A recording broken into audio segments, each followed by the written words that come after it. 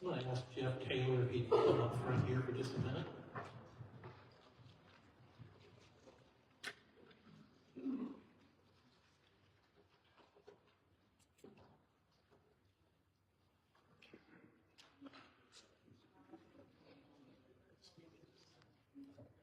Most of you probably know that Jeff retired recently after 35 years here with the city. We had a little going away, a couple of farewells. He's dragging us out trying to get as many plaques and awards as we can. So we did reach out to our state representative, Doyle Justice. He put together a resolution. He was not able to get here for your ceremony, but he did send it down. And I would like to take a moment to just read the summation here. Now therefore be it resolved that we, the members of the Missouri House of Representatives 103rd General Assembly, join in expressing our utmost appreciation to Chief Jeff Taylor for his 35 years of unparalleled service to law enforcement in the Show Me State. So I'm going to present this on behalf of our state representative.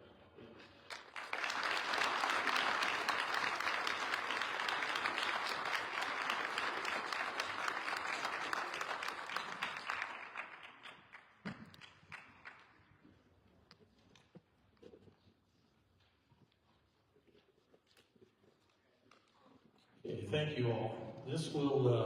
We will begin with opening the public hearing portion of tonight's meeting. The purpose of the public hearing is for citizen comments concerning 3 items.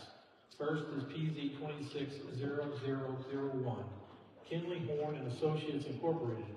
Applicant requests approval of a conditional use permit to allow a drive-through window for a proposed Culver's restaurant to be located at 115 Jason Drive. This property is on the C3 Highway Commercial District. Second item is PZ 260016. Monty Cannon, on behalf of Cannon Builders, requests approval to rezone proposed lot number 1 of Stonebridge Professional Plat 1 from C3 Highway Commercial District to C1 PD, Central Business District, with a planned development overlay. The property is located south of Old Roscoe Mills Road, north of Town Branch Drive, and west of Creekwood Boulevard. The third item is adoption of Appendix F, radon control methods of the 2015 International Residential Code.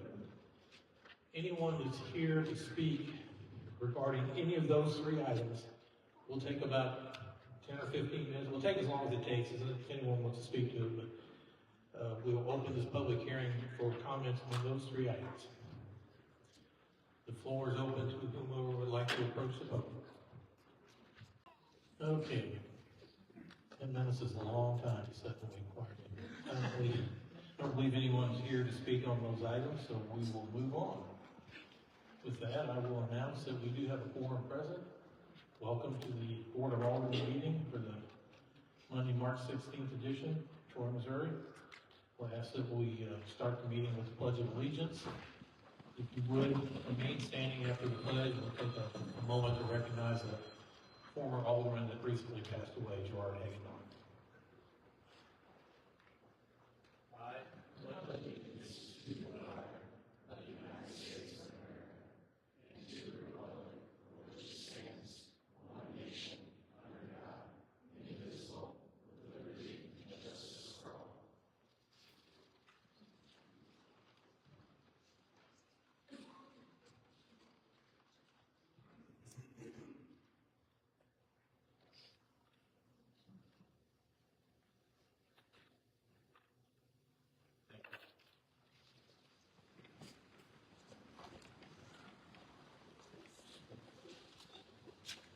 Okay. With that, the chair will entertain a motion for adoption of the agenda and approval of the consent calendar. I'd like to remove 2C, 5B.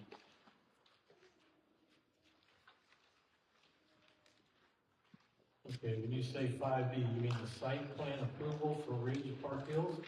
Correct. Is that all you want to remove? Okay.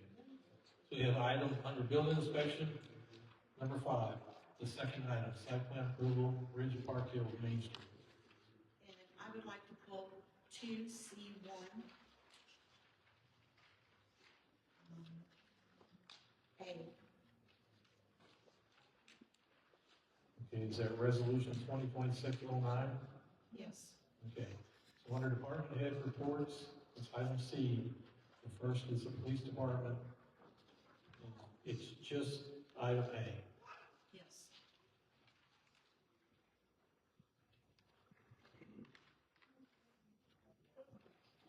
Okay, those two items removed, I get a motion to approve the agenda and the remaining consent items.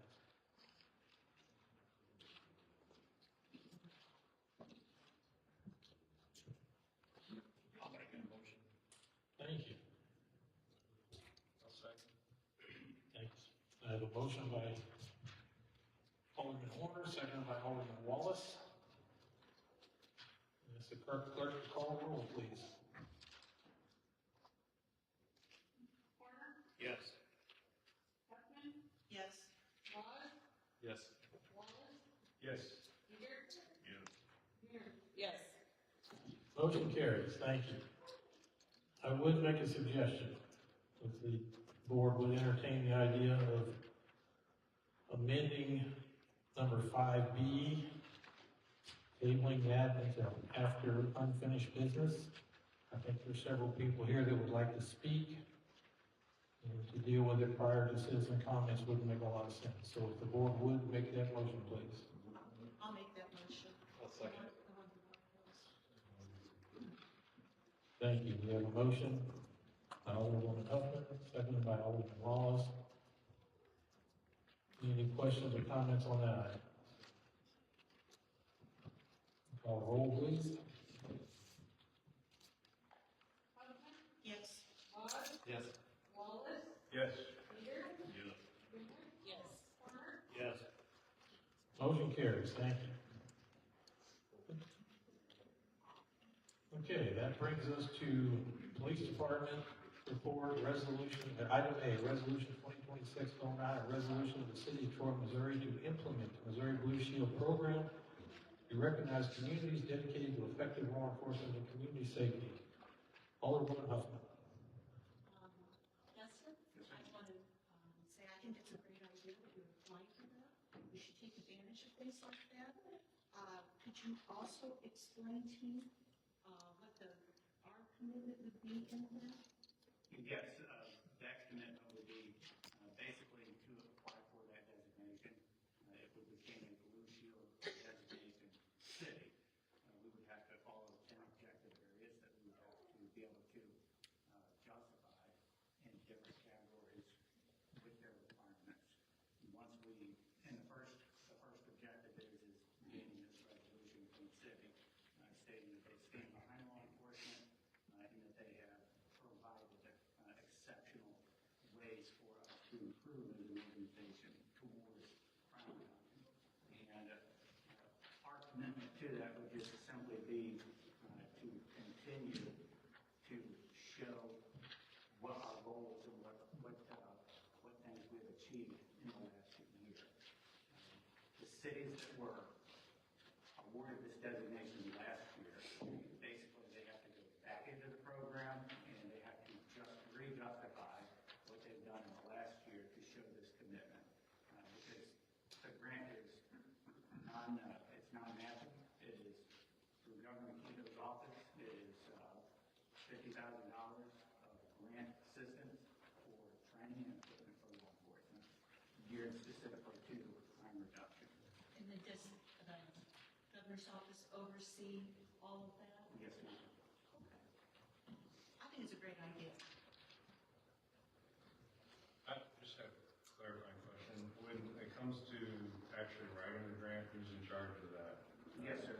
Pretty much I've spearheaded that. I started that process after last year when we became aware of it. The time had already passed to be able to submit into it. So then I reached out to our partners at St. Charles County, and they pretty much gave me everything that they did. Now, St. Charles County, completely different than City of Troy.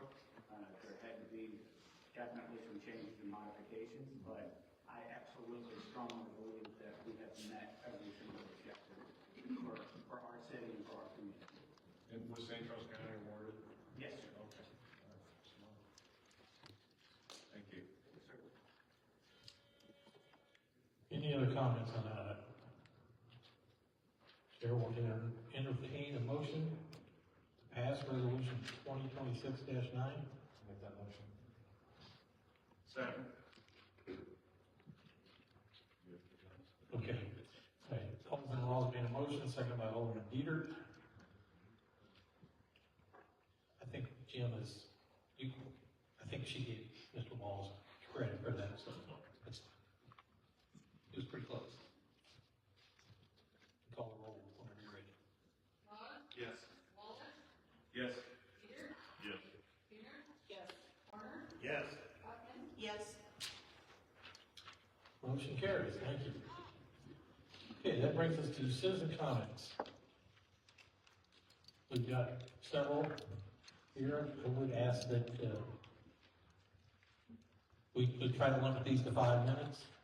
They all seem to be on the same topic. I would ask that if someone's already made the point you intend to make, maybe kind of gloss over some of that, not just, keep going over the same points over and over. I will say that the development in question in Park Hills is approved under our zoning laws. It was recommended by the P&Z to approve because it fit within the requirements of the city. The board really has no recourse to approve this. It met all the requirements. It was a permitted use under the zoning classification on that piece of property. So just so everybody's clear on that. You're welcome to voice your opinion. The board is bound by our rules and regulations to approve this item when we get to it. So with that, I would call up Alex Brown, number 1. Alex, I'm sorry. My name's Alexis Brown. I apologize for that, Alexis. I live in the Summit at Park Hills neighborhood, and I'm actually on the houses that would directly back up the proposed apartments. We're concerned about this proposition for many different reasons. When we heard about the apartments, we were super confused, because we bought the 12 homes that were originally proposed to be behind our house, and one for the reasons that are kind of the same and honestly more severe with the apartments. The traffic these would bring not only increases the volume, but in safety concerns as well, because there's no sidewalks and there being a bus stop in that same junction, the kids that are waiting up there every morning would be put in that same situation every single day. And while the unwanted traffic will increase immensely, it also decrease the value of our homes immensely. My husband and I are first-time homeowners, and being our age, we really don't have the luxury of losing money on our investment if we were to ever sell our home, which is what we inevitably do. We've already spoken about the fact that if we do get approved, we would have to speak about selling because it's just not something that we can really afford to do. Also, I am 1 month postpartum, and for those of you that are parents, you kind of know the way that you think about the future changes. So basically in our situation, we moved out to Troy, and we paid extra for that lot with the intention of, with the promise of having nothing put behind us.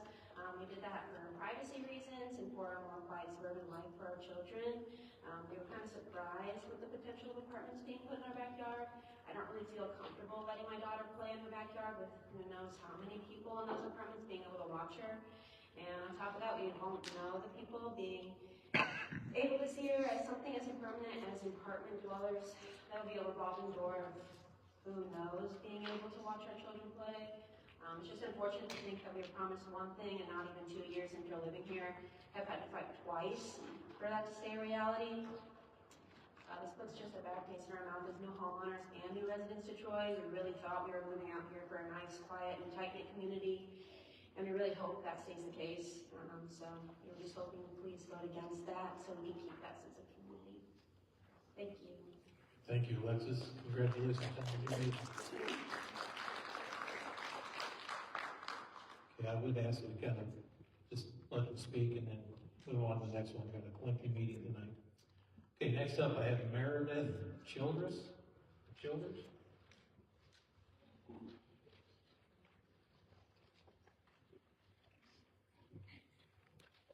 evening. My name is Meredith Childers. I live also just where the apartments will be behind my house. I'm here tonight to express my opposition to the proposed apartment development plan for our area. First and foremost, my concern is safety. Our neighborhood was designed and built as a quiet residential community with limited traffic flow and infrastructure intended for single-family homes. Adding a large apartment complex would significantly increase traffic congestion and strain on our local roads. More vehicles entering and exiting the area raises the risk of accidents and creates challenges for emergency vehicles that already rely on these routes.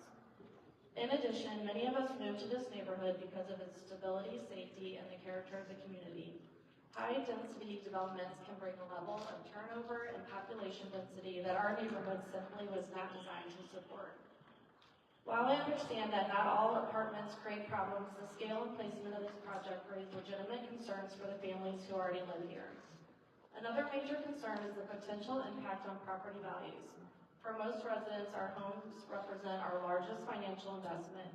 Numerous studies and real estate trends have shown that when high-density housing is placed directly adjacent to established single-family neighborhoods, it can negatively affect home values and the long-term marketability of those properties.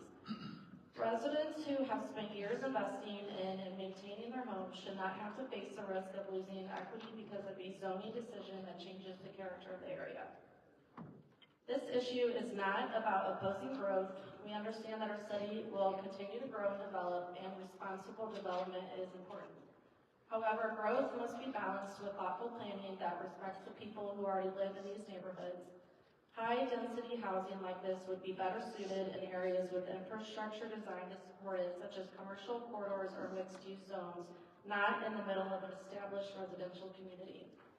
I respectfully ask the Board of Aldermen to consider the safety of our families, the impact on traffic and infrastructure, and the financial impact on the homeowners who make up this community.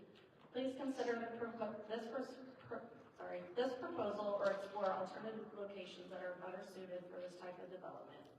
And along with Alexis was told nothing was going to be built behind my lot, and that was that was my main reason for buying that lot. And Rob specifically told me that. Thank you for your time. Thank you so much. Next up, we have Sean Hare.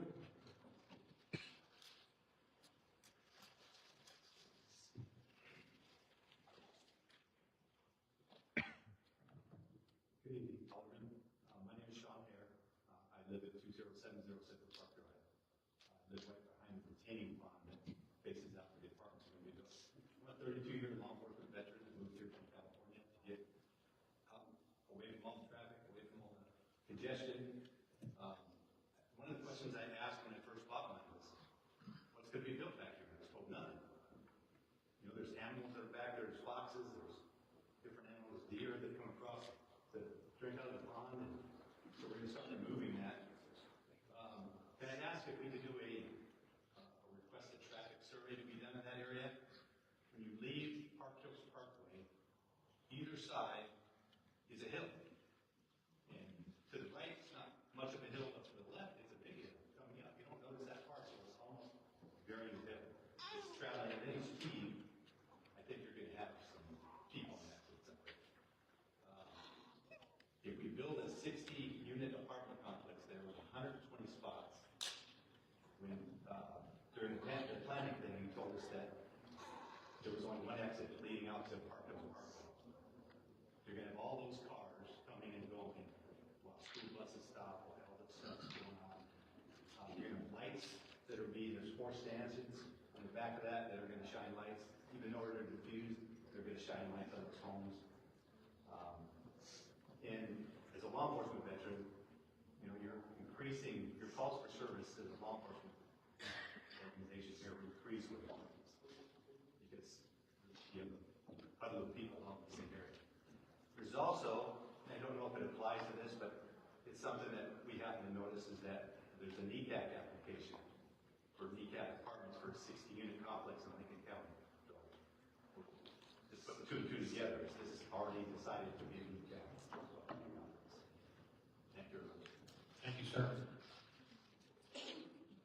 Next up, we have Vicki Wall.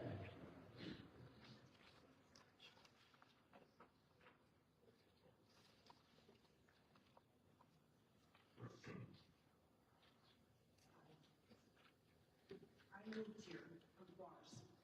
The reason I moved into Park Hills was because it was a nice, safe-looking community. And the other reason I moved from Bars is because there were a lot of renters that had moved in, and the community just went downhill. There were guns, there were shootings going on in my neighborhood. My next door neighbor, they had marijuana in the backyard, so my grandkids were outside, and they would see that. I just see apartments, you don't know who's gonna be living there, and you don't have control.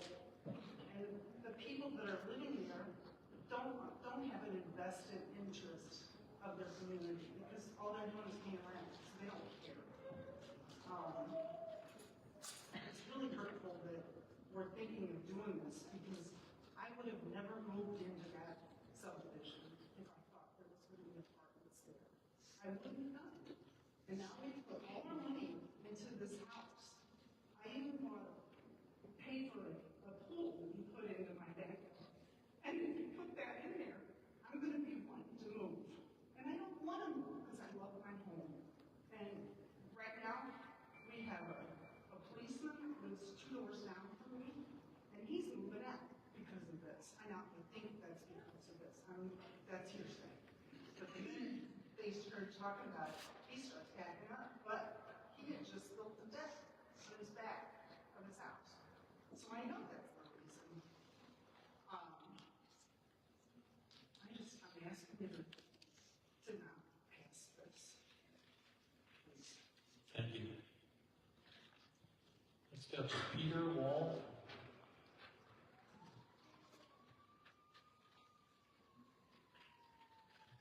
I just have one question. You have numerous people who were told by a growl sales agent that nothing is going to be built behind their houses. How is that right? That's not telling the people buying those lands that they're not being told the truth. Something needs to be done about that. You know, I don't think it's legal. I think a lot of other people don't think it's legal either. It's wrong. What's the answer to my question? Just make your comment, sir. Okay, It's well, not a back and forth. This is just public. I understand that. I think we need to look into things.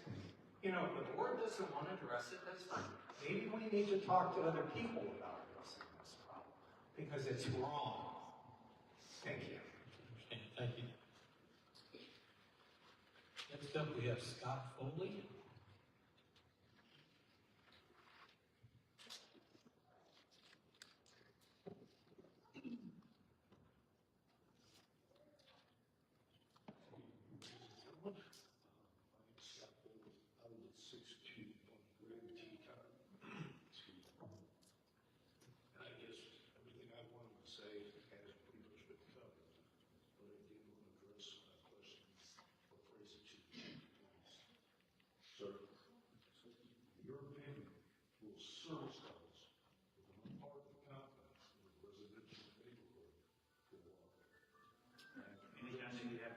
Anytime you have an influx of new citizens, yes, that will increase calls for service. Probably depending on what calls for service are, we don't know. But it very well could. Thank you. Thank you, sir. Okay, next up we have Jeff Vitale.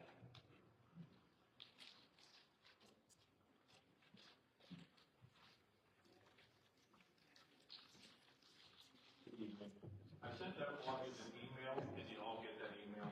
So I don't want to rehash it. But I do want a traffic study. Is that the plan? Are you going to do a traffic study before you decide to approve this? And why? No. Well, this is a permitted use in that zoning. We can't require them, and it's not a condition of conditional use or anything, so. You have no authority to do that? Is that what you're saying? This board has no authority to say that, or conduct a traffic study for that area? We could not put that on the developer as a requirement to get his permit, no. I definitely don't like where the entrance is going to be on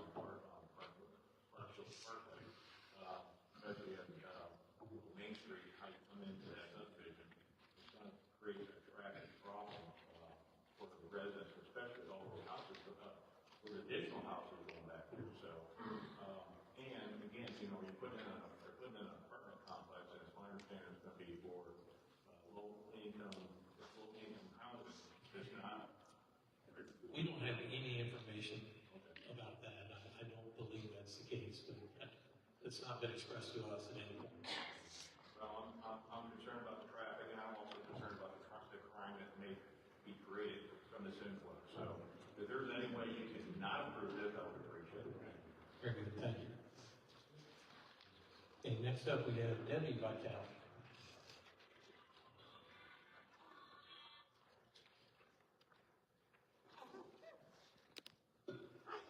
Hi. I sent an email also. I just had a couple concerns. Number one was safety. The amount of traffic coming out of the apartment complex onto Park Hill Parkway. Because that is a bus stop area for the kids. School does not come in, the buses do not come into the subdivision and pick up the kids. They'll have to be up there at the front of the subdivision. And they're up there probably about, I think there's about 3 or 4 buses that come through there. And so that's already, a lot of kids standing in front of the subdivision. And then, all the traffic coming on the apartment complex on Park Hills. So I was just wondering if there's a way that they could access Main Street from the apartments instead of accessing Park Hills.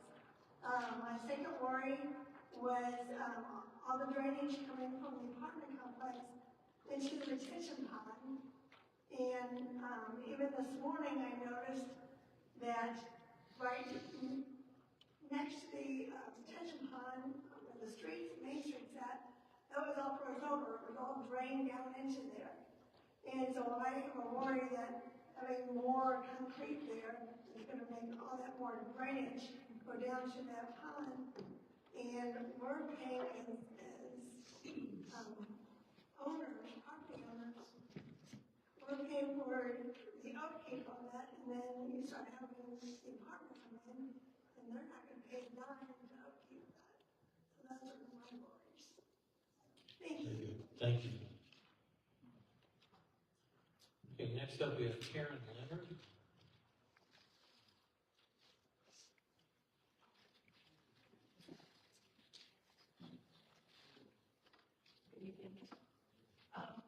Excuse me. I understand that this has been an approved project. But again, you made a comment that the safety part, you cannot impose on the builder. But as a mayor of the city, we have to look at the residents of your city. We're talking police, the fire department. There's one way in, one way out. I mean, there's no way to turn around. There's 120 parking spots for 60 residents. And now we're going to have this tight T where we cannot see when these traffic are coming up South Main. To make a left is very dangerous. We have no stop sign. So I really feel that let's take it off our routes, but put it on the city of Troy. You guys need to look after the residents and your citizens for safety. Thank you. Okay, next up we have Terry Black.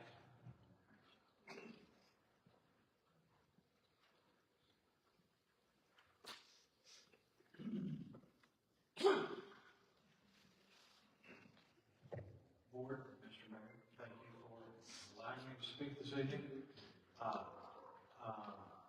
Quick update on the blasting that was allowed. We have neighbors in our neighborhood that have cracks on their vaulted ceilings starting at the very base, going all the way up to the top of the vault. They're about that big, and that was a result of the blasting that was done by a subcontractor that this particular builder hired, and as my homework has found out that the company that was allowed to do the blasting, their permit expired on December 31, and they were blasting into February. So this is a subcontractor that this particular builder has endorsed. So that to me, whether it's your opinion or not, that to me gives me a great idea of the integrity of this builder. To be included, I'll be like the 8 millionth person to come here and tell you that on their marketing materials, when everyone came in and it got all the warm fuzzies going into the model home, there was nothing that said anything about anything being built on this piece of ground we're talking about tonight.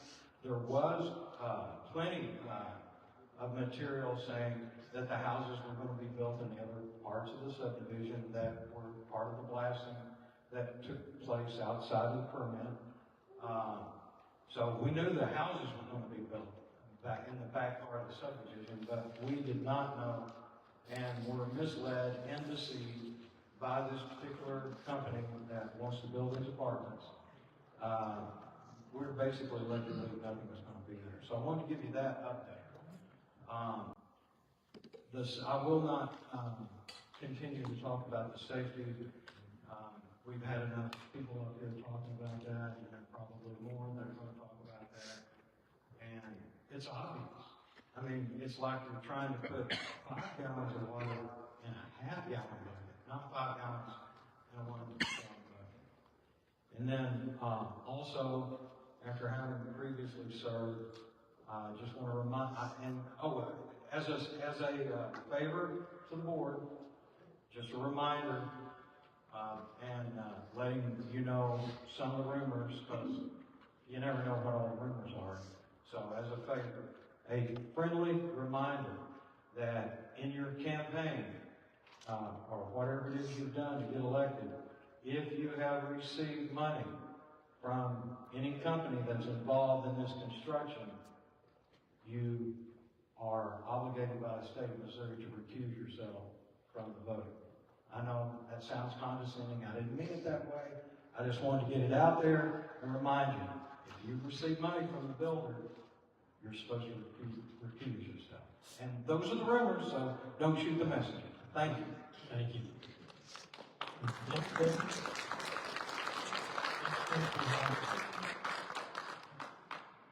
Next up, we have Sherry Kipper.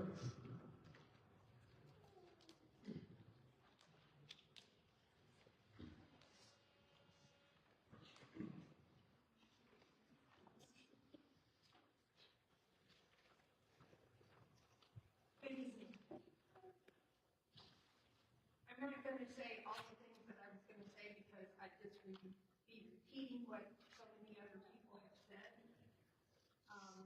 I didn't realize whenever I came here tonight that I was going to be told before we all even got the chance to say anything that you all were going to tell us that you had no choice, you were going to have to approve it. I thought we were going to have the opportunity to come plead why we didn't want apartments to be built in the subdivision that we all spent hundreds of thousands of dollars on homes, where now they want to build apartments where people are not going to be invested in the community. They're not going to have to report to the HOA. Like, we had to ask the HOA if we could build a patio, if we could put a fence up, if we could have a gazebo, if we could widen our driveway. You know, I mean, it's ridiculous to me to even think about, aside from all the other things that have been said, that the people that are going to move into apartments just are not going to be invested. They aren't going to care about the community the way that the rest of the people who have invested hundreds of thousands of dollars and plan on that being, I mean, my husband and I planned on that being our last home. And I feel like I don't even know if we can even stay there now, because if our property value is going to go down and, you know, the crime's going to go up, because I believe it will. I mean, it's just the nature of the beast. And the safety of the roads is ridiculous already. And it really disappoints me to hear that we all came here thinking that we had a right to an opinion and that it would change something. And it really doesn't. So that sucks. I understand. And I do empathize with everyone here, you know, and I appreciate you taking the time to come here and speak. Again, we're bound by the law to follow certain rules, and unfortunately in this case, it was permitted use in C3, and that's what that property has been zoned for a long, long, long time. So, that's all I have for citizen comments. With that, we will move on to the next portion. Unfinished business. Bill number 1452. I wanted to speak on that. Park Bill stand up.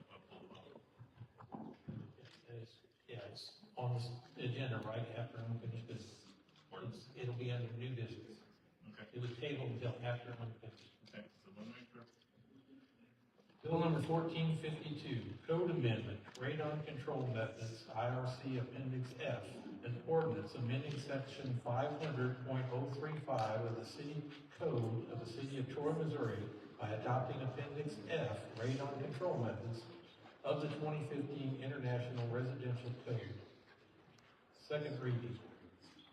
Bill number 1452, Code Amendment, Radon Control Methods, IRC Appendix F, an ordinance amending section 500.035 of the City Code of the City of Troy, Missouri by adopting Appendix F, Radon Control Methods, of the 2015 International Residential Code. Chair will entertain a motion on this item. I'll make a motion to accept bill number 1452. Second. Any discussion? I have a motion by Alderman Dieter, second by Laws. I'd like to speak on that for just a second. One of the reasons why I brought this up was the health department in Lincoln County has brought it to my attention that radon is extremely high in Lincoln County. I put in a radon detector in my house a year ago. The unacceptable level is 4. Anything over 4 is dangerous. In 2019, I retired from work. I worked 6 and 7 days a week, pretty much most of my career over there. I worked 10, 12 hour and some 14-hour days. So I was never home. I was just trying to support my family. Like I said, I retired in 2019. After I retired, I was a welder that the smoke was so thick in the building that you could start looking under it as it come down from the ceiling. When I retired, I had health issues 3 months after I retired. Not when I retired. The clean air was whooping my butt, needless to say. I couldn't figure out what it was. The doctors couldn't figure out what it was. That's when I got into taking this radon thing a little bit more serious that I heard about. Like I said, 4 was the legal limit. Anything over that was, 4 was considered dangerous. Mine was 9.4. It averaged that for almost a year. I have respiratory problems to this day, and I truly do not want to see any of our citizens go through what I'm going through. And as I drive around town, almost any given day, you can almost see a new system going up on a house. Because the people that are trying to sell it, the buyer wants a radon test done, and it's coming back positive. I figure it's an easy way to save the people in the beginning. It's not forcing anything on the homeowners in town, just a new construction to have it installed. Thank you. Okay, any other comments on this item? We have a motion and a second on the floor. Yes, clerk, call the roll, please. Peter? Yes. Peter? Yes. Turner? Yes. Huffman? Yes. Laws? Yes. Waller? Yes. Motion carries, thank you. New business, site plan approval, the ridge at Park Hills at South Main Street, PZ 26-0005. Can I get a motion, please? I'd like to make a motion to table this until the city can complete a traffic study. They change it to a dedicated entrance and exit. And then the minutes that I asked for are actually provided. And when I talked to Adam from Morales, I also asked him to look into everything that he had to show that he never promised that there'd be nothing built. I've yet to hear back. And I think we'd have to have all of those things before we continue forward with this.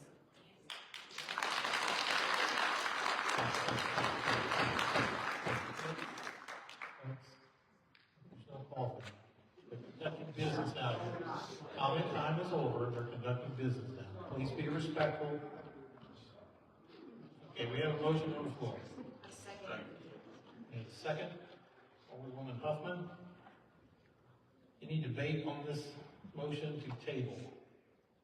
I agree with Rachel on that. They need to do a traffic study. There's so much that goes on there. The first proposal that they brought to the board, I think, was misrepresented to the people. The 13 homes that was supposed to go in, I think the homes were closer to the size of the homes that were there now. They're just smaller lots, but it was not construed that way to the public. Everybody thought they were smaller homes. So, and I asked Rawls when he called, Adam Bear, when he called me just the other day, and talked to him, and I asked him if there was any way that they could go back to the original plan. He said, no, they got too much money invested into this plan. Maybe I'm wrong, maybe I'm not, I do not know. But most contractors got generic plans that they throw out there. It changes on the site itself, but for the most part, the cost is still there no matter what. But there is one thing that I caught today, and it kind of took me by surprise, and it was in an email from Mr. Knowles that I got to going through it, and it's the bottom of Rawls' paper. Referrals are the highest compliment we can receive. Thank you for yours. Okay, any other comments on this item? I might ask the city attorney if he would like to weigh in on proposal to table an item that's been approved in P&Z and we. Okay. Also, the P&Z did approve this reluctantly. Pretty much everyone that was there reluctantly approved it because they think that they have no choice in the matter. I don't know. I've been on the board since 2006. We've always been told we can't tell them no if they abide by the rules. I do not know, but that's what we've been told. Okay. I'd like to make a comment. I've been on the board 5 months, so not since 2006, but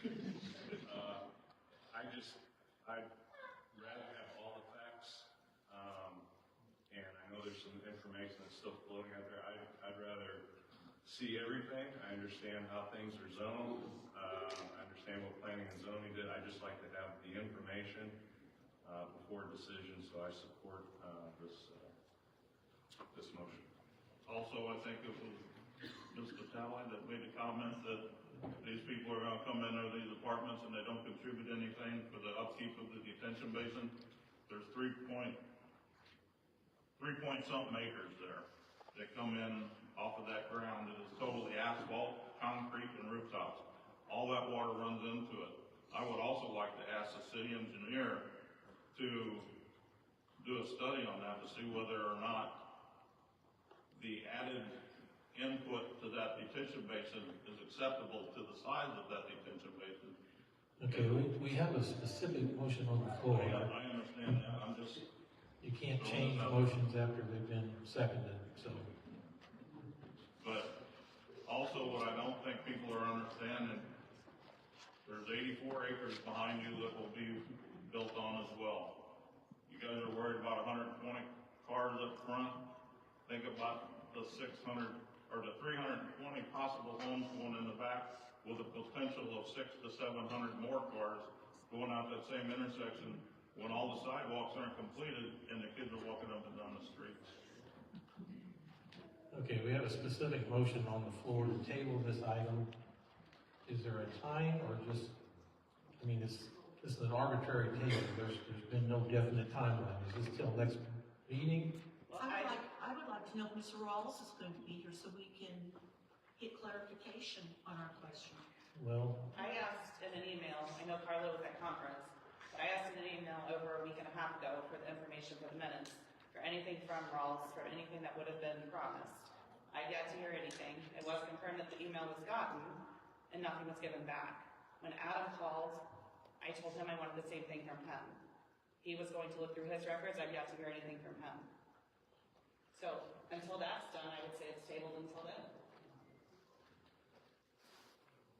We would be postponing, tabling it and laying on the table for the future, for this meeting still, so, postponing would be the way to do it, and we need to put a time when we're gonna postpone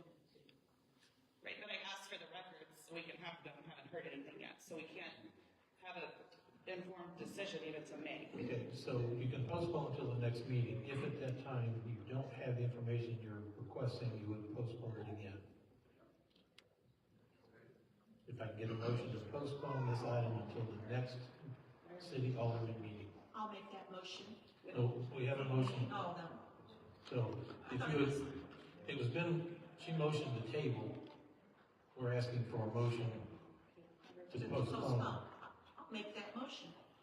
Why are We we have not to act tabling? on the table. The motion that's on the floor has to be acted on first. So Carl, we can't table? Tabling something is to table it till later on in the same meeting. So postponing would be postponing to a further date. So we can set a date, 60 days or whatever. Whatever date, yeah. Okay, so withdraw your motion if you would, and then we'll rephrase it. I'll amend my motion Okay. to postpone it. I'll second that. And postpone until next meeting? If we have the information, otherwise we will postpone again. No, that's what I'm saying. Be postponed until next meeting and then address it that point. Any discussion on the motion on the floor? Any questions for anyone on the floor? We have a representative from the Rouse Company here. Is there a question that he can answer? Prior to the vote. Does anyone have a question, please?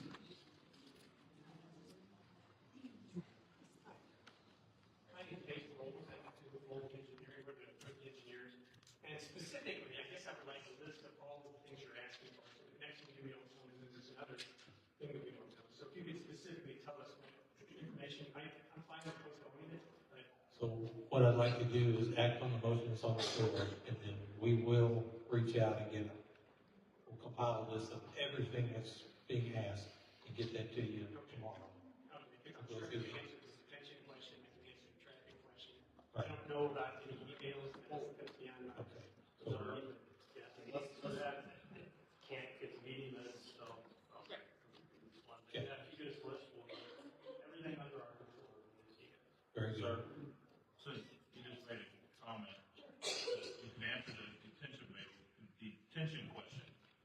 So with that 3 acres of ground there, the runoff, will it, I know it's gonna contribute to that basin, because this is bottom of the pit. Will it exceed the original thing? We don't know, because we don't have our engineer to go over that. Sure. But also that we were told at the last meeting that the residents of that apartment will not contribute to the upkeep of the detention basin, but they're contributing to the runoff that goes into the detention basin. And one of my concerns is this, that so many times over the years, and I've seen it happen, like I said, I've been here for 20 years now. Well, been here all my life, but I've been an alderman for the last 20 years. But the thing about it is that once these apartments are done, once they're established, once they're full, at that point, most of the time, they're sold to another company. And then that company is where everything kind of falls apart. And it's going to contribute to the problems of the subdivision, but yet they're not responsible for any of those contributions. So that's a good question. We'll look into who's gonna maintain it. I can answer the engineering part, and we looked at that basin, the basin is sized properly for the amount of water. It was actually sized with this in mind, this size in mind. And we've done the calculations, and I actually think I've given those to the city, but I can provide that to the city, the detention basin sized properly. In terms of the maintenance, I'm just an engineer, but I'll look into that, and we'll get that before the next meeting for it. But I know that is a lot of their concern, and justly so. And they would contribute to the, Pardon? they would contribute to the consumption. They will contribute to the upkeep of that basin. And And how I had that on will record. how will they do that? I mean, you've got renters in there, they're not going to be there. The landowner knows. Oh, the landowner will do it? Okay, all right. We can you bring this back in under control, Ron? We'll put together a list, the board will please send in everything they're requesting. We need to have some order. If you would like to speak, then ask to be heard. Well, you didn't ask to be heard. What is it, do you have a question for these gentlemen? All right. Why not, a lot of the questions that we got from our citizens is, so you have a hard right in and a hard right basically in the park. Why not have the entrance come in off of the main street? Is there a legal reason for it? Is there? There's a grade reason. There's the grade. If you looked at it out there, you notice that Main Street's actually pretty steep. It's actually 7.5%. Internal drive is at 4.5%. So by the time you get further toward the detention basin, the separation is such that you're not going to be able to get an entrance off of that. So that's the reason. Okay, any other questions? Just ask go ahead, any other questions while we're here? All right, thank you, gentlemen. We have no more debate. I'll ask clerk to call the roll. Yes. Yes. Yes. Yes. Motion carries, thank you. Next item under new business, bill number 1453, conditional use permit, restaurant with drive-through PZ 260001. An ordinance of the city of Troy, Missouri approving a conditional use permit for a restaurant with drive-through for Kinley Horn Associates Incorporated on behalf of Turnbull Family Properties LLC and Turnbull Family LP, located at 115 Jason Drive, Lincoln County, parcel number 1560-24-000-034.000 and parcel number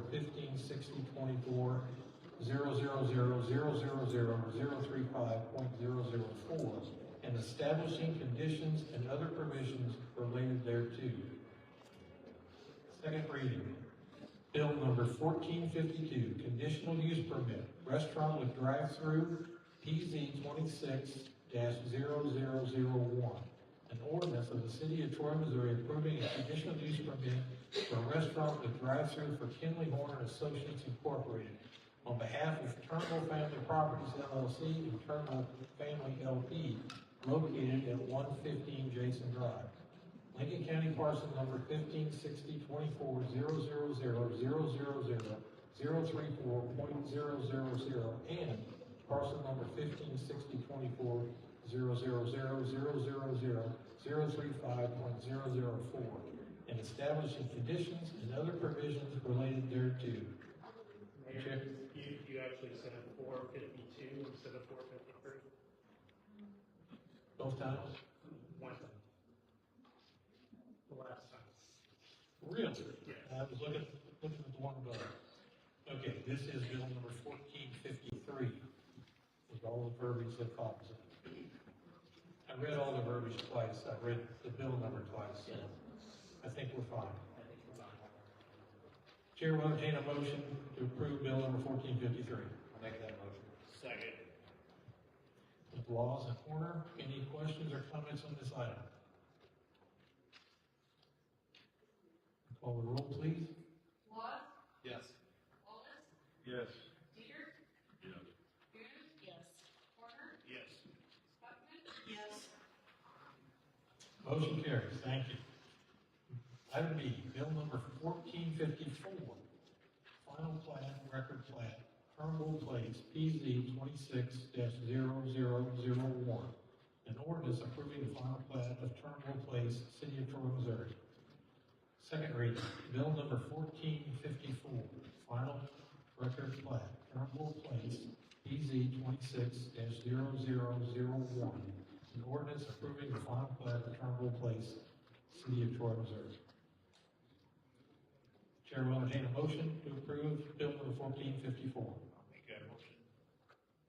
Alderman Horner, can I get a second? Second. Second by Alderman Wallace. Any questions on this item? Call the roll, please. Warner, Yes. Stockman, Yes. Laws, Yes. Wallace, Yes. Peter, Yes. Graham, Yes. Motion carries. Thank you. Item C, site plan approval, Culver's Restaurant, 115 Jason Drive, PZ 26-0001. Can I get a motion, please? I'll make that motion. Okay, we have a motion by Alderman Law, second by Alderwoman Huffman. Any questions on this item? On the roll, please. Boggs? Yes. Wallace? Yes. Peter? Junior? Yes. Horner? Yes. Huffman? Yes. Motion carries, thank you. Item D, bill number 1455, code amendment, adopting new code of ordinance, an ordinance adopting and enacting a new code of ordinances of the city of Troy, establishing the same, providing for the repeal of certain ordinances not included therein, except as herein expressly provided, providing for the manner of amending such code of ordinances, providing penalty for the violation thereof, and providing when this ordinance shall become effective. Second reading, bill number 1455, code amendment, adopting new code of ordinances, an ordinance adopting and enacting a new code of ordinances of the city of Troy, establishing the same, providing for the repeal of certain ordinances not included therein, except as herein expressly provided, providing for the manner of amending such code of ordinances, providing penalty for the violation thereof, and providing when this ordinance shall become effective. I'd like to make a motion to table this till next month for clarification of some of the bills, because we got half of the information, but not all of it. We don't know what some of it's gonna be. Okay, this is a standard yearly procedure that we go through that codifies all of our ordinances. We pass this ordinance every year so that we can update our code book. All the ordinances that have been passed or repealed within the last year are then codified because of this ordinance. So there's nothing specific tied to this, it is the entire codification process. Well, I have a couple questions about a couple of things here. I don't understand exactly what the changes are and why we're making them. So I agree with Dennis, I would like some clarification on some of this. We added a new section regarding the appointment of non-elected board members by the mayor of Fourth Class City. Exactly how are we changing that? That's state statute. Everything that I gave you on that sheet is from Missouri state statutes. Those are the statutes that have been changed by the state of Missouri. And how have they changed it, do you know? They're just outlined in it. You would have to look at the Missouri state statutes to find out exactly. And see, that's our problem. We don't have that, so we don't know what we're voting. I want to know what I'm agreeing to before I agree to Well, we accept can't this. codify our ordinances if we don't approve this. What is a cotton trailer?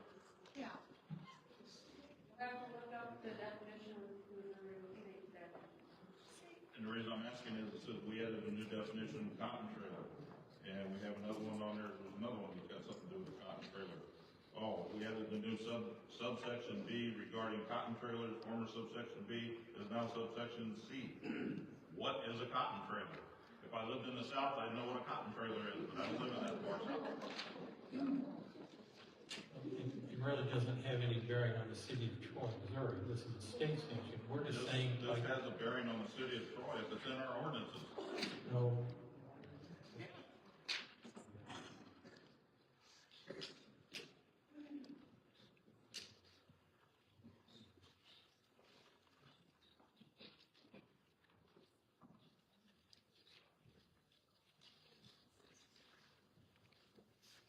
So these are state laws that were passed by both chambers and signed by the governor, and then now have to be included in the ordinances? We're only doing this so that our ordinance is pretty codified. We're not going to be concerned about some of the things that the state did. We're just saying we're gonna abide by those laws, and any of the laws that we pass or repeal will be codified through this ordinance. It's something we've done every year for years in order to keep our code book up to date. But if it's going to, if it affects the appointment of non-elected board members by the mayor, I want to know how that is changed. I want to know what I'm agreeing to here. It's a state statute, right? I mean, That if may you don't agree be with a it, state statute, but I think I should know what that state statute is saying, and I should know exactly what it's saying. yes, the city clerk has something. A cotton trailer under RSMO 301.0 is legally defined as a trailer designed and used exclusively for transporting cotton from field to field or market. Is minimally designed for slower speeds. Recent legislative changes have updated regulations such as raising speed limits from 40 to 65 miles per hour, according to Missouri Senate Bill 1298 and related proposals.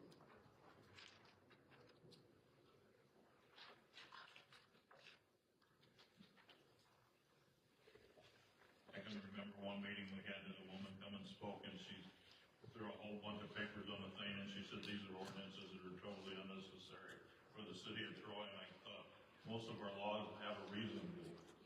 Cotton trailers?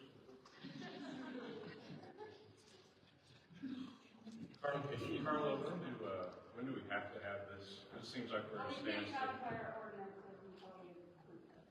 And is there a deadline? Like They're if we postponed and did this next month and had an in-service for everybody that wants to know all the details, is that an option? You guys can do whatever you want. One thing that I want to make sure everybody understands too, if you currently go to our code of ordinances online, you'll notice every ordinance you pass this year is not in that law because they have not been codified. So you'll have to go and click on a little tab that says new laws. It shows everything that you passed this year.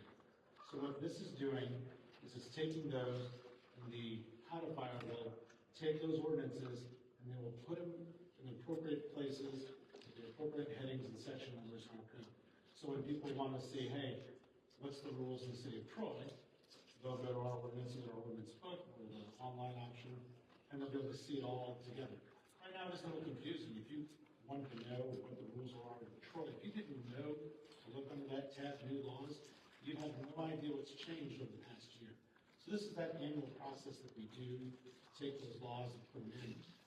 Now, because we're a full-class city, we're subject to all of the limitations of the state of Missouri. So unlike a charter city, which makes its own rules, we are subject to the rules of full-class city.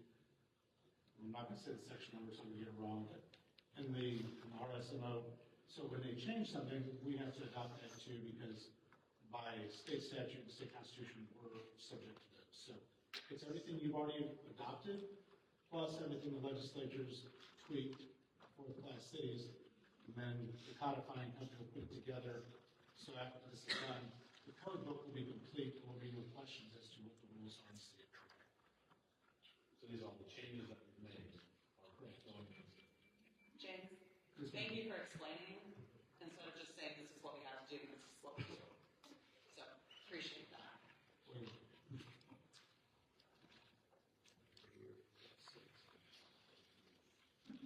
Okay. We got, someone tried to make a motion to table, I'm not sure that got through. Can I get a motion on this bill number 1455, please? Approval. Any motion you want to make on? I'll make a motion for approval. I'll second. Okay, we have a motion by Alderman Horner, second by Alderman Laws. Any other questions on this? Call the roll, please. Horner? Yes. Huffman? Yes. Laws? Yes. Wallace? Yes. Peters? No. Dunard? Yes. Motion carries, thank you. Item E, bill number 1457, rezoning Stonebridge Professional Plat 1, C3 to C1 PD. PZ 25-0016, an ordinance amending the zoning district boundaries of the city of Troy, Missouri by rezoning certain property and amending the official zoning map. Second reading, bill number 1457, rezoning Stonebridge Professional Plat 1, C3 to C1 PD, PZ 25-0016, an ordinance amending the zoning district boundaries of the city of Troy, Missouri by rezoning certain property and amending the official zoning map. Chair will entertain a motion to approve Bill 1457. I'll make that motion. Second. Okay, a motion by Alderman Laws, second by Alderman Horner. Any questions on this item? Clerk will call the roll, please. Maud, Yes. Wallace, Yes. Beard, No. Junior, Yes. Warner, Yes. Buckman. Yes. Motion carries. Thank you. Bill number 1458, replat, Stone Bridge Professional Plat 1, PZ 250016. An ordinance approving a replat of Stone Bridge Professional Plat 1, lots 1 and 2, with subdivision and consolidation located south of Old Knoxville Mills Road, north of Town Branch Drive, and west of Creekwood Boulevard in the city of Troy, Missouri. Second reading, bill number 1458, replace Stone Bridge Professional Plat 1, PZ 25-0016, an ordinance approving the replat of Stone Bridge Professional Plats 1, lots 1 and 2, with subdivision and consolidation located south of Old Knoxville Mills Road, north of Town Branch Drive, and west of Creekwood Boulevard in the city of Troy, Missouri. Can I get a motion, please? I'll make that motion. Motion by Alderman Laws to approve bill number 1458. Can I get a second? Second. Alderman Warner, any questions? Call the roll, please. Maud, Yes. Wallace, Yes. Beard, Yes. Junior, Yes. Warner, Yes. Yes. Motion carries. Thank you. Item G, site plan approval, Stone Bridge Professional Plat 1, lots 1 and 2, PZ at 25-0016. Chair will entertain a motion. I'll make the motion. Second. Okay, we have a motion by Alderman Laws, second by Alderman Wallace. Any questions? Comments on the side? Call the roll whenever you're ready. Maud, Yes. Wallace, Yes. Beard, Yes. Junior, Yes. Warner, Yes. Buckman. Yes. Motion carries. Thank you.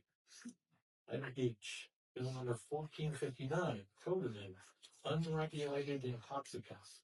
An ordinance amending Title C, Public Health, Safety, and Welfare Code of Ordinances by enacting a new chapter 255 for the purpose of prohibiting the sale of certain unregulated intoxicants within the city of Troy, Missouri.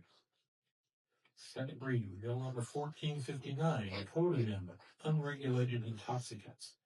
An ordinance amending Title II, Public Health, Safety, and Welfare Code of Ordinances by enacting a new chapter 255 for the purpose of prohibiting the sale of certain unregulated intoxicants within the city of Troy, Missouri. I'll make that motion. We have a motion by Bill to approve by Alderman Dieter. Can I get a second? I'll second it. Alderwoman Huffman, any comments on this item? I do have some comments on that. So looking over this, it's in on November 12, 2025, President Trump signed on the new law that amends the statutory definition of hemp under 7 U.S.C. 1639 and absent intervening legislation will render the vast majority of hemp-derived cannabinoid products currently on the market federally unlawful as of November 12, 2026.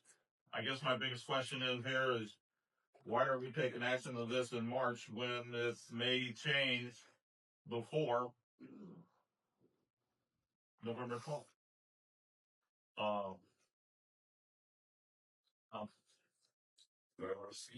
So I'm just kind of curious because we can put businesses out of business. Sometimes I think that might be the real reason why, because of what's taken on in the past. I could be wrong. I don't know. It's my opinion.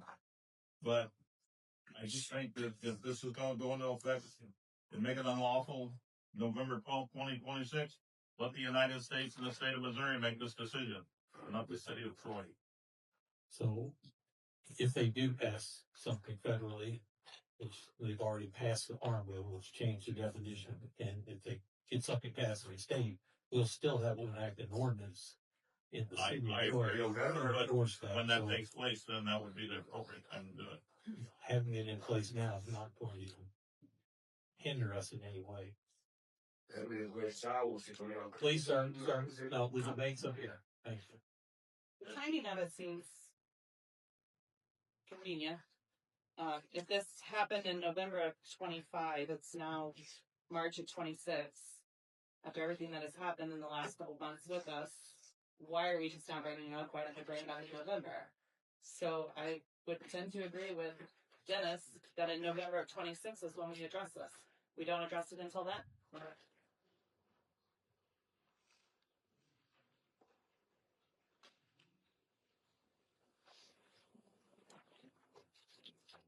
The only thing I'll say is that the state legislature is also addressing this, and so they have put emergency clause to make it enacted immediately. It goes to the Senate floor this week, so it's already passed the House overwhelmingly. So we won't know them until the legislative session what the outcome is. Yeah, part of this is because there's already been lawsuits against all of the unlicensed dispensaries in St. Louis County regarding this. The state legislature has decided to fast track this and put an emergency clause to make it happen immediately. So many communities are starting the process of getting their laws, getting the ordinances online with what will be a federal law. It's already a federal law, they just are not enforcing it. So giving the time for people to their inventories. And then we'll see what the state's ultimate decision is. So we're just trying to keep up with that. We tend to be putting the horse before the cart a lot recently. Let it play out. Let's see what happens. Let's see if it's done and the state statute covers it, and then we vote on it. Well, exactly. If we take the state stands, that's going to be the Senate will pass it. The governor signs the bill. A lot of times, I know immediately, but usually that's August 1. I mean, we got a little time. August 28th is when they go into effect, and there's an emergency clause, so it will go into effect immediately upon the signature of the governor. So that's, in this case, I think the concern from what's been raised by a number of people is that this is completely unregulated, and there's people, I mean, any kid of any age can walk into any gas station in town and buy something that is completely unregulated. That is supposedly allowable in the farm bill, which is no longer allowable. It's regulated. Sir. It is an argument. That's hence the definition. It's unregulated, intoxicating cannabinoid. So that's been the issue that's been raised at the state level. That's been the issue that some people have brought up here as well. But it is the board's, it's up to the board if they wish to address this now or wait. They're obviously, again, being as it is unregulated, that is the main concern. So. James, do you happen to know the Senate bill? It's a House bill. It's already passed the House. It's the House, and now it's in the Senate. So there should be a hearing Senate bill. House Bill 2641. So it passed the Senate committee on Thursday, and is now reported to the floor. So. One thing about it, if it does pass and go into effect as state law on November 12th, which is on Thursday, the second Thursday of November, we have a meeting November 16th. We can take action at that time. Until then, I think, like Rachel said, I think it's putting the cart before the horse. And it kind of leaves a bad taste in your mouth when you stop and think about some of the actions that's went on just in the last few months. That it makes it alarming. It's like I said, our national government, our state government, we never know if it's going to be a bill until after it's a bill. Once it's passed, then we know. It's just the same as it is here. Not until it's passed does it really mean. It has been passed at the federal level. It has been passed at the federal level. But it's also be to change and can.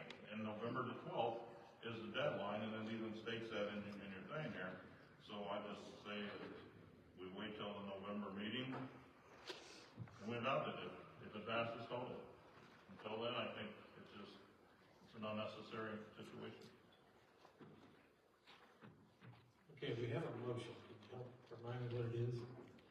You made a motion and Huffman seconded. It was a motion to approve, is that correct? That's correct. You have to make it affirmative. Okay, any other debate on board on this item? Am I allowed to speak? No. All right, public comments over. It pertains to my business. Is there anyone here that has a question for Mr. Smith? Any one of the board members that has a question or needs clarification by Mr. Smith? It's 100% regulated at every COA. Okay, if there's a question from the board, then we'll be glad to come up and let you answer the question. Is it regulated? Yes, it's regulated. We have every single COA certification. Step up to the mic. Are you familiar with what's before that went before the House, now is that Senate? Yes, I understand. My name is Thomas Smith. I am the owner of the Garden of Eden. Okay, so that everybody knows, I will ask you as many questions as you want to. That's on the table right now. I am a little frustrated. I apologize. My heart's popping real fast. I just got blindsided walking through a bunch of people that I don't know. Being myself voted on. And I'm going to speak real quick. I'm going to take the floor for a second. I'm a father, just like many of you. So I have a dream to build a business. Try to limit it to answering questions. I understand it is regulated. 100% is regulated. James doesn't know what he's talking about. It's regulated. James, you've been here for how long, buddy? How long you been, Troy? Okay, sir, just answer the question, please. Yes, it's Do you have other questions? Anyone else have a question? If this passes through the House and the Senate, and then becomes Missouri and that, then by November 12th, you're prepared to change it. 100% I'm trying to remember you, James. Just like you said, confirmation. Yes, sir. Then you're ready to deal So with the only thing I'm asking is for a chance to give me an opportunity to stack money so I can provide for my family and move on to something else. Is there any questions? Thank you. Mr. Welch, you had a hand in this. Does anybody have any questions for Mr. Welch, who helped draft this and has worked with the state legislature recently in adopting the bill that's before them? Any questions for Mr. Welch? Who is Mr. Welch? Yeah, he was. Explain, he's the one that helped draft all this. So. It's good evening, everyone. My name is Dan Welsh. I'm a lawyer and a city censor. Could you speak up? Yes, sir. My name is Dan Welch.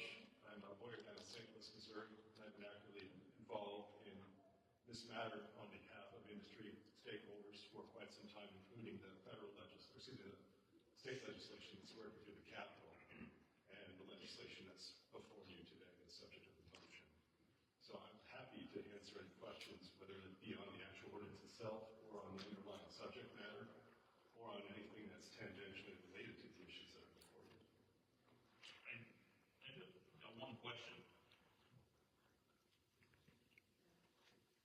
It seems like when the bill originally, or when they originally decided to let people smoke pot, marijuana, whatever you want to call it, weed, whatever.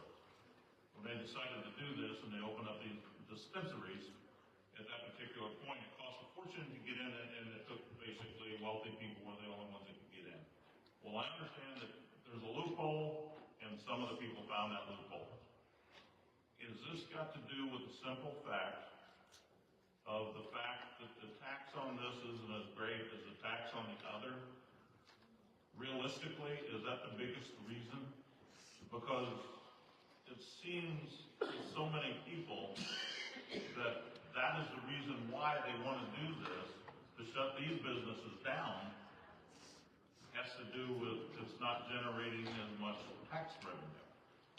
Is that true? It is true that an unregulated dispensary does not generate the same amount of tax revenue. An Article 14 licensed constitutional dispensary would create, which also has a 4% tax that goes to the Veterans Commission here in the state of Missouri. None of that applies if you are an unlicensed, unregulated dispensary, calling yourself a dispensary that sells unregulated hemp-derived products. And part of the reason why I bring this up, it may sound off subject, but I'm going to bring it up anyway because I can, is years ago, we had a meeting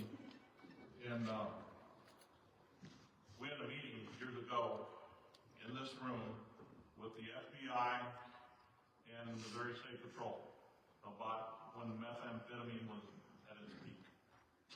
and they were wanting us to regulate certain drugs that they could use for the production of meth. And everything was going real smooth until I asked one question. And when I asked that one question, the meeting was over within probably less than a minute. Because you take the pills that it takes to make methamphetamine, and you gotta, and I don't know which colors it is, you separate by the colors, certain colors you had to have to make the meth.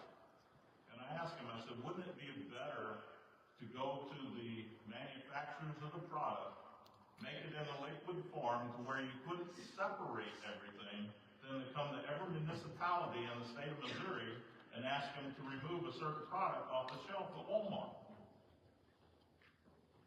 You'd have thought I'd have shot their first kid. It got that bad that quick. And my question here with this is, and I find it hard to believe, that the only reason that this is such a big deal is over the loss of tax revenue that is charged to the other businesses. Well, I didn't say that. You said, no, you just said you kind of said you agree with what I that. said was that the Article 14 regulated dispensaries end up generating more sales tax revenue and also the 4% that goes to the Missouri Veterans Commission, whereas the unregulated dispensaries don't do that. So it seems to me that you were trying to suggest that they were not relative to the fact that the Article 14 dispensaries do generate way more sales tax revenue than an unregulated dispensary. That's the actual situation when it comes to the two types of dispensaries. I mean, if you're asking about what the biggest reason for legislation to curtail or prohibit the sale of unregulated hemp-derived intoxicating products outside of the regulated system, you'd have a whole litany of answers. Sales tax being one of them, but certainly not at the top, probably farther down the list. I think that if you ask that question amongst many stakeholders, you would find that the answer has a lot to do with protecting public health and safety. There's products that are regulated. All of the Article 14 dispensaries are in fact regulated by the Department of Health. Anybody who's not regulated has a license from the Department of Health is not regulated. And they are not selling regulated products. So what you're saying is that the gentleman here is not selling regulated products? Correct. And this, in spite of his contention and representation to you, that is not accurate. I heard something about a certificate of analysis or something along those lines. Bottom line is, when the states consider whether or not to implement a licensed legal marijuana program in their respective states, they either enacted some legislation or they had a constitutional amendment. Here in Missouri, as you know, back in 2018, there was a constitutional amendment, Amendment 2 was called, that clearly created a regulated system to enable the sale of these products here in the state of Missouri, and that was what the voters in Missouri voted on that twice. So I haven't answered any questions on those ones. So I was just kind of curious, because I may have misunderstood you, but you were stating that they don't sell regulated items, right? Yeah, the only businesses in the state of Missouri that are selling regulated products right now that are derived from the marijuana are those that are licensed pursuant to Article 14. The licensed cultivators, licensed manufacturers, transporters, and dispensaries. And they're all clearly identified and licensed by the department. This is not one. Who asked you to be here? Who asked me to be here? I'm happy to be here as somebody who can provide helpful I understand, information. but who asked you to come? Did you see it on the agenda and you decided to come? Because the agenda wasn't out until Friday at 4 o'clock. So I'm just curious who asked you to join us. So there was some communication with staff, and I offered myself up as somebody who could answer questions and be helpful to you all if you have questions, which is why wasn't I? Well, it's not of us, as far as the board, as far as I know. So I'm just curious who. Well, I answered you. You said staff. That's correct. You don't want to give a name? I don't have to look at an email with the names of the staff. I believe I think James and I both responded that, yeah, if you would be glad to have you. Thank you. I was very glad that you did so.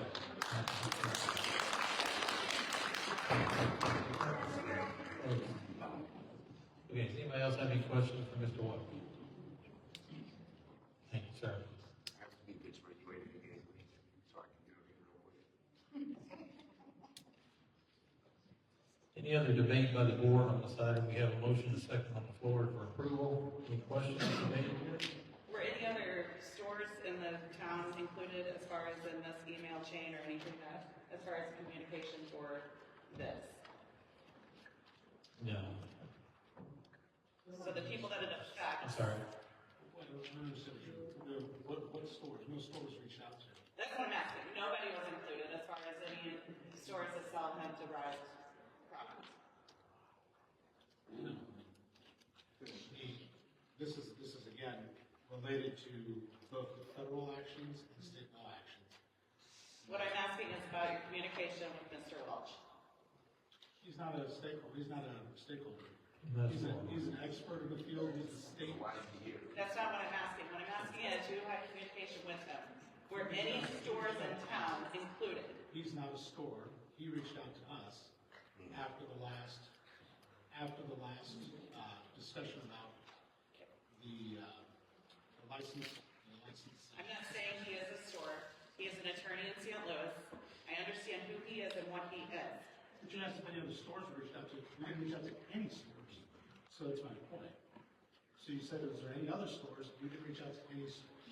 We reached out to the person who was working with state legislation. Actually, he reached out to us. We were happy to oblige because that was helpful for us to understand what the state legislator, who was working with the state legislators on this legislation.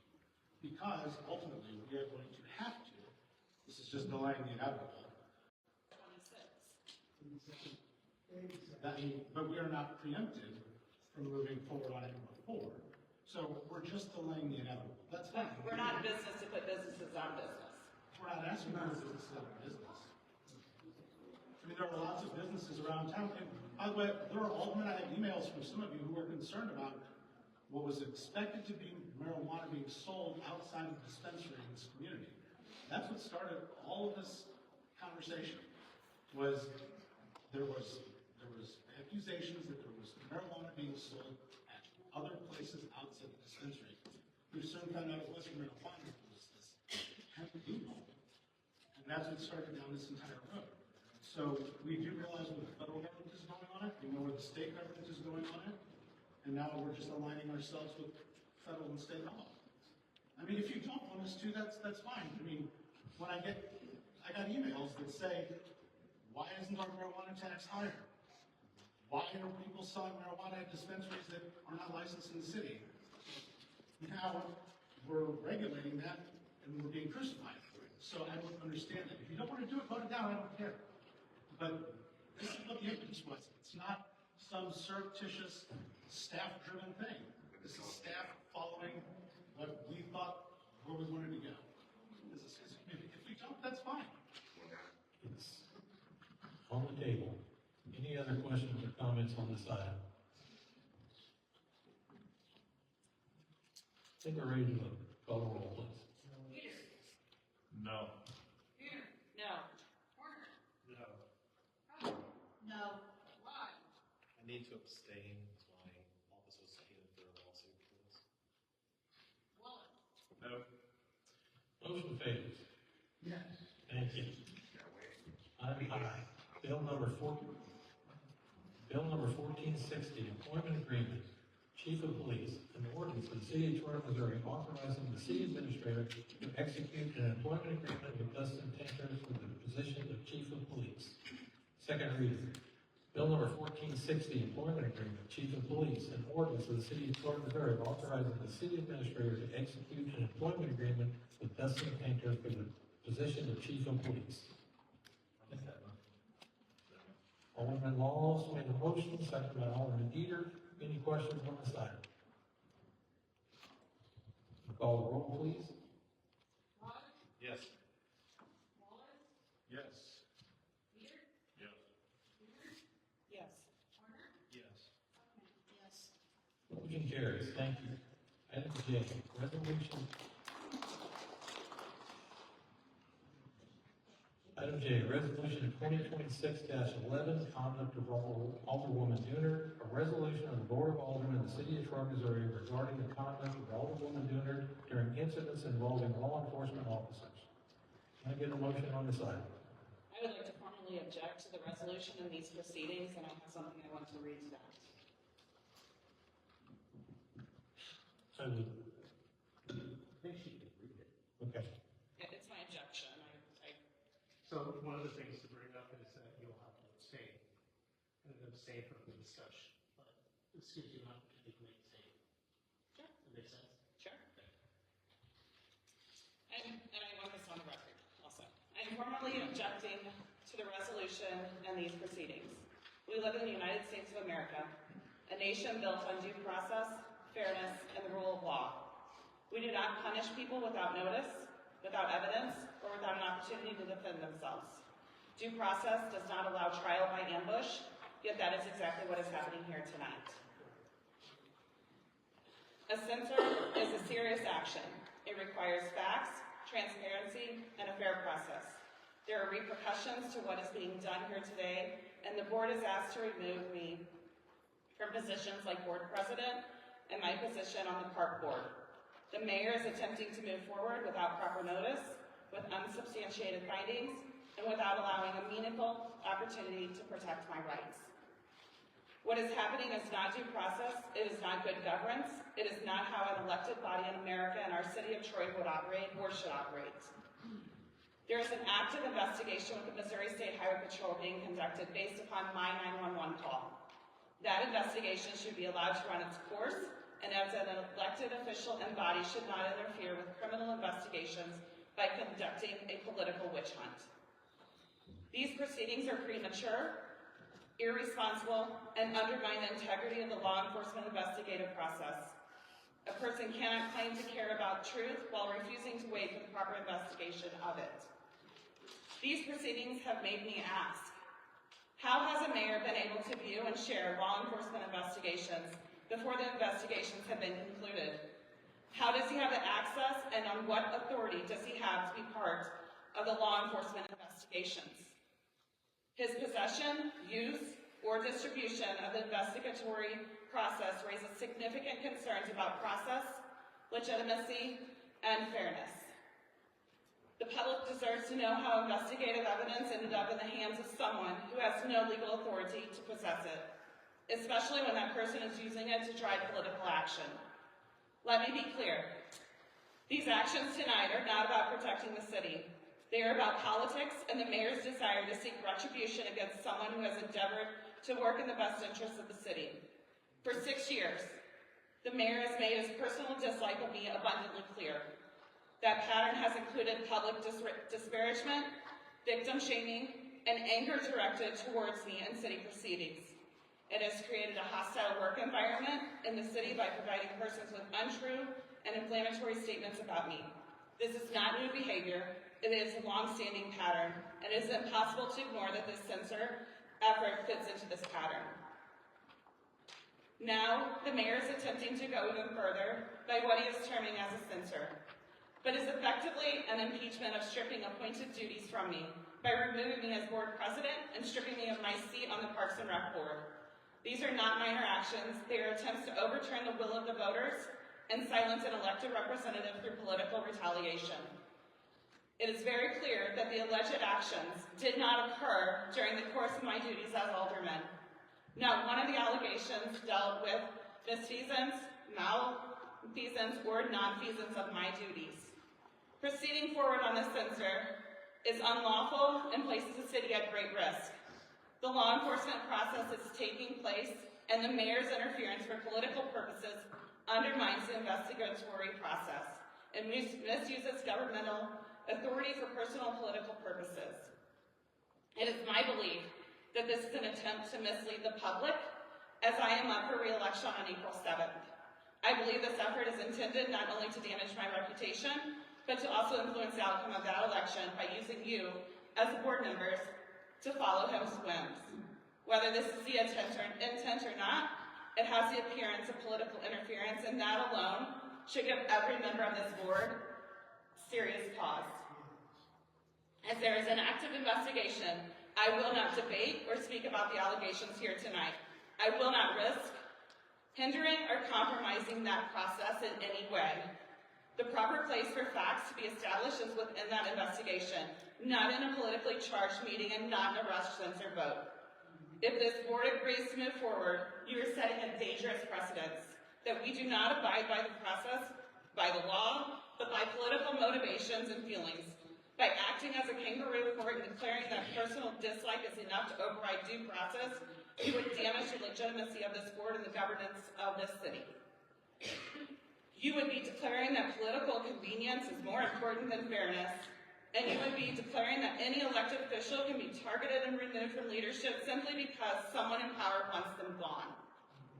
These board meetings are for conducting the work of the city for the benefit of the citizens, not for political gain of the mayor. I am formally objecting to these proceedings because they are not lawfully conducted and they violate not only my due process rights, but the will of the voters who elected me to sit as your alderman. Woo!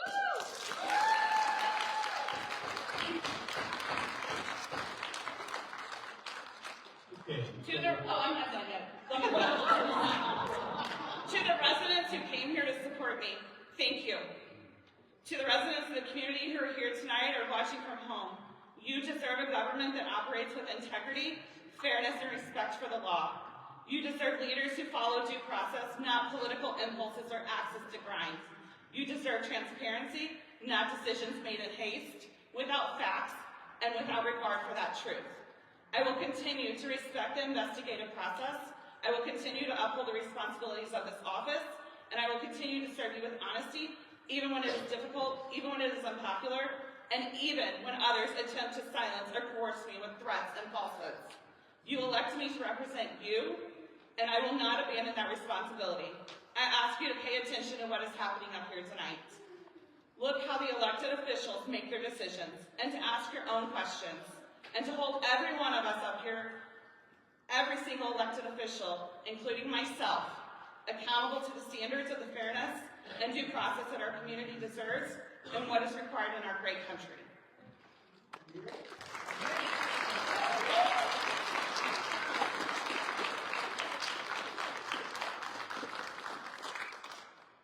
Okay, Chair will entertain a motion on item resolution 2026-1, item J.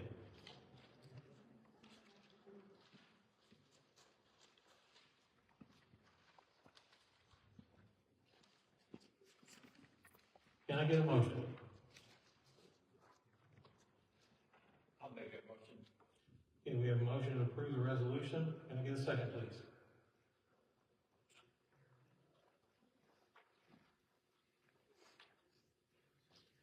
Get a second, we can have a debate. Without that, we cannot.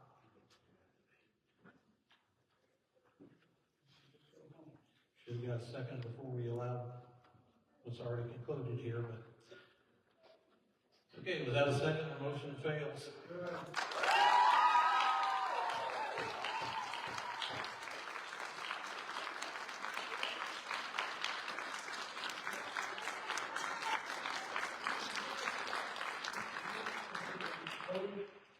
Okay, Chair will entertain a motion to go into closed session for personnel. I'll make that motion. Call roll, please. Yeah, no.